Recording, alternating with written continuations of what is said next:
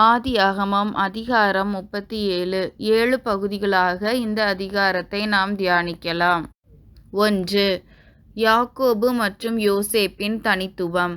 2. பலவருண அங்கி கடத்தப்படும் சந்ததி ஆசீர்வாதத்தின் அடையாளம். 3. யோசேப்பின் மீதான சகோதரர்களின் பொறாமை. 4.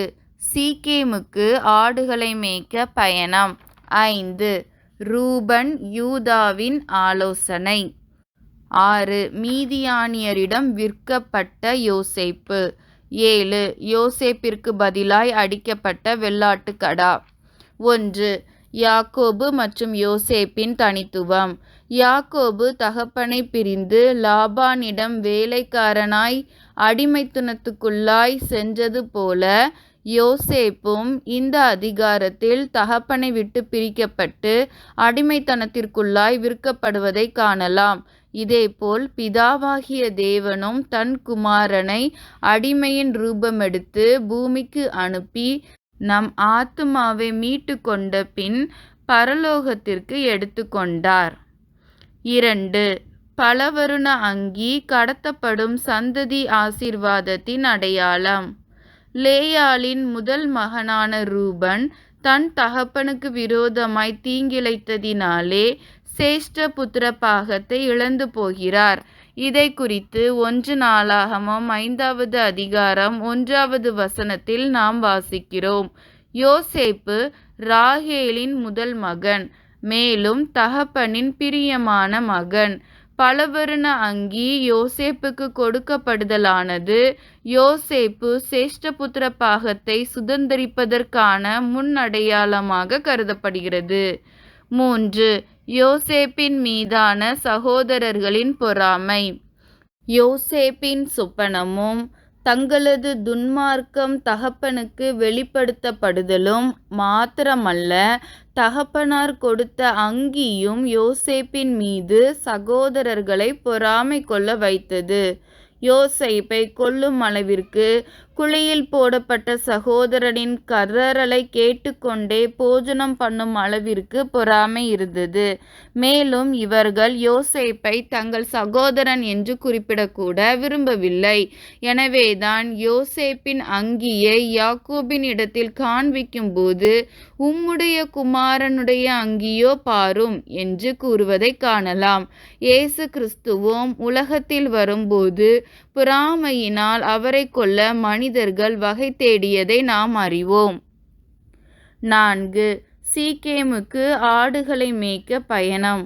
யாக்கோபு தற்போது சீகேமை விட்டு எபிரோனில் மம்ரே சமபூமியில் தங்கியிருந்தார். சீகேமில் நடந்த கலவரம், தீனாளுக்கு இழைக்கப்பட்ட தீங்கு, சீகேம் நகர அழிவு இவைகளை குறித்து 34வது அதிகாரத்தில் நாம் தியானித்தோம். இங்கே ஆடுகளை மேய்க்க எபிரோனை விட்டு மறுபடியும் சீகேமுக்கு சென்றதை காணலாம். எபிரோனில் இருந்து 121 கிலோமீட்டர் தூரத்தில் அமைந்துள்ளது சீகேம். 5 முழு நாட்கள் நடைப்பயணத்தின் மூலம் இந்த சீகேமை அடையலாம். சகோதரர்களை தேடி சென்ற யோசேப்பு கிட்டத்தட்ட 7 நாட்கள் தனித்து நடந்து சீகேமை கடந்து தோத்தான் வந்திருப்பார். 5. ரூபன் மற்றும் யூதாவின் ஆலோசனை. சகோதரர்கள் யோசேப்பை கொல்ல ஆலோசனை செய்யும்போது ரூபன் காப்பாற்ற மனதுள்ளவராய் இருந்தார். தன் தகப்பனுக்கு பிரியமில்லாததை ஏற்கனவே செய்திருந்தபடியால் அந்த குற்ற உணர்வு ரூபனிடம் இருந்திருக்கலாம். எனவே மேற்கொண்டு தகப்பனை துக்கப்படுத்த அவர் விரும்பவில்லை. யூதா யோசேப்பை விற்க ஆலோசனை கூறுவதையும் காணலாம். 6. யோசேப்பு மீதியானியரிடம் விற்கப்படுதல். கீலேயாத்தில் இருந்து வந்த வர்த்தகரிடம் 20 வெள்ளிக்காசுக்கு யோசேப்பு விற்கப்படுகிறார். இந்த வர்த்தகர்கள் ஆபிரகாமின் மனைவியான கேத்தூரால் மூலம் உருவான மீதியானியர். ஆதியாகமம் 25வது அதிகாரம் 1-2 வசனங்களில் கேத்தூரால் ஆபிரகாமுக்கு மீதியானை பெற்றதை குறித்து வாசிக்கிறோம்.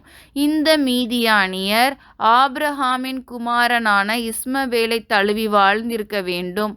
எனவேதான் மீதியானியரான இவர்கள் இஸ்மவேலர் என இங்கு குறிப்பிடப்படுகின்றனர். 7. யோசேப்பிற்கு பதிலாய் அடிக்கப்பட்ட வெள்ளாட்டுக்கடா. ஆதியாகமம் 22வது அதிகாரத்தில் ஈசாக்கிற்கு பதிலாய் ஆட்டுக்கடா பலியிடப்பட்டது போல இங்கே யோசேப்பிற்கு பதிலாய் ஒரு வெள்ளாட்டுக்கடா பலியிடப்படுகிறது. நம்மை மீட்கும் பரிகாரி இயேசுவே. நம்முடைய பாவங்களுக்காய் பலியிடப்பட்டவரும் அவரே. இங்கு குறிப்பிடப்படுகிற வெள்ளாட்டுக்கடா, ஆட்டுக்கடா போன்றவை இயேசு கிறிஸ்து பலியாவதின் முன்னோட்டம். ஜெபிப்போமா. அன்பின் பிதாவே, எங்களுடைய சகோதரர்கள் மீது, எங்களுடைய உடன்பிறப்புகள் மீது நாங்கள் அப்பா பொறாமை கொண்டிருப்போமேயாகில் ஒரு விசை எங்களை ஆராய்ந்து பார்க்கிறோம். அப்பா, பிறருடைய சுவாமி உயர்வுகள், பிறருடைய ஆசீர்வாதங்கள் எங்களுக்கு பொறாமையை தராதவாறு எங்களை பாதுகாத்து கொள்ளும். எவ்விதத்திலும் சுவாமி நாங்கள் எங்களுடைய வாழ்க்கையை உமக்கு பிரியமில்லாதபடி வாழாதவாறு எங்களுக்கு ஞானத்தை தாரும். அப்பா சுவாமி, தகப்பனுக்கு கீழ்ப்படிந்து அப்பா சுவாமி கர்த்தரிடம் இருந்து தரிசனத்தை பெற்று சுவாமி யோசேப்பு தன்னுடைய வாழ்க்கையை வாழ்ந்தது போல நாங்களும் எங்களுடைய வாழ்க்கையை வாழ நீங்க கிருபை தாரும். எல்லா துதிகன மகிமையும் ஒருவருக்கே செலுத்துகிறோம். மீட்பர் இயேசுவின் மூலம் பிதாவே, ஆமேன்.